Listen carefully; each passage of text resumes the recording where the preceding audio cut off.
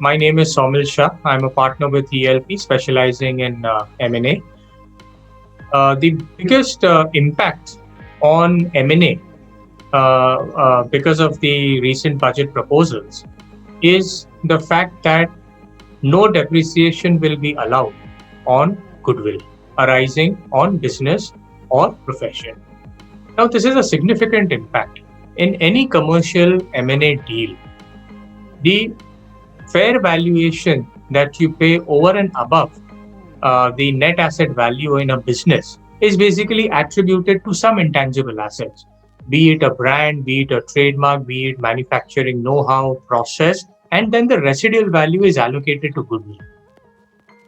Various judicial pronouncements in the past, including the Supreme Court decision in the case of Smith Security, had held that goodwill is an intangible asset and depreciation should be permitted on this goodwill because at the end of the day, the buyer has paid for the purchase of that goodwill. Be that as it may, the budget proposals have announced that no depreciation will be available on the goodwill that arises either on merger or on demerger or in any other situation. Now, merger or a demerger is understandable because mergers and demergers are tax neutrals in the hands of the transferor company as well as the shareholder of the transferor company. And therefore, what otherwise is tax neutral as a transaction, the buyer should not get an added advantage of a depreciation on the goodwill. However, let's take a situation of a business purchase where the buyer is actually purchasing the business from the seller and the seller is paying tax on the sale consideration minus the cost of that business. So the seller is paying tax, and here the buyer is acquiring the business and has paid for that goodwill. Now, in all situations, depreciation would not be permitted on goodwill, which in my view is very discriminatory and perhaps illogical. Another point that emerges from the goodwill is that an appropriate and a reasonable purchase price allocation will have to be done of the purchase price that a buyer pays to all the specific and identifiable assets, be it tangible asset or be it intangible asset. Now, so if a purchase price is paid, that can be allocated to tangible assets with a chartered engineer's valuation or an intangible asset, be it brand, be it process, be it trademark, be it a license, be it customer data, and ensure that least amount of allocation happens to goodwill.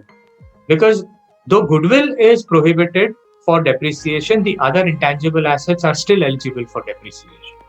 So there will be some amount of planning and careful consideration will have to be given to purchase price allocation and ensuring that the buyer actually gets the desired return of investments that he has made in acquiring the purchase. The other significant proposals that the budget has announced are on dividends. There was a significant withholding tax leakage on dividend that was being paid by the SPV to the InvITs or to the REITs. Now that withholding tax has been eliminated because ultimately the dividend is taxable in the hands of the shareholders because business trusts are basically pass-through entities.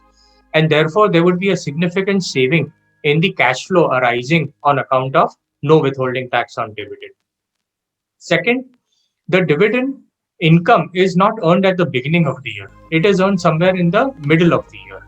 And the way tax provisions were written is that advance tax ought to have been paid on that dividend right since the first installment, even if you receive dividend somewhere closer to the third or the fourth installment. So that would have resulted in actual interest payout on the late advance tax payments. So this anomaly has been rectified, and now dividend advance tax has to be paid on the dividend after it has been received in the bank account. And the third and the most significant changes for FPIs, foreign portfolio investors, is that they will be entitled to the dividend withholding tax rates under the double tax avoidance agreements while production of a tax residency certificate. So this is a significant change which settles a lot of uncertainty whether the payer of the dividend needed to go to the tax officer in case of each and every FPIs to ascertain the rate on which dividends should be withheld. Now, the law makes it very clear that as long as the FPI submits a tax residency certificate and is entitled to the double tax avoidance agreement, the withholding tax prescribed under the tax treaty will be applied to the dividend distribution.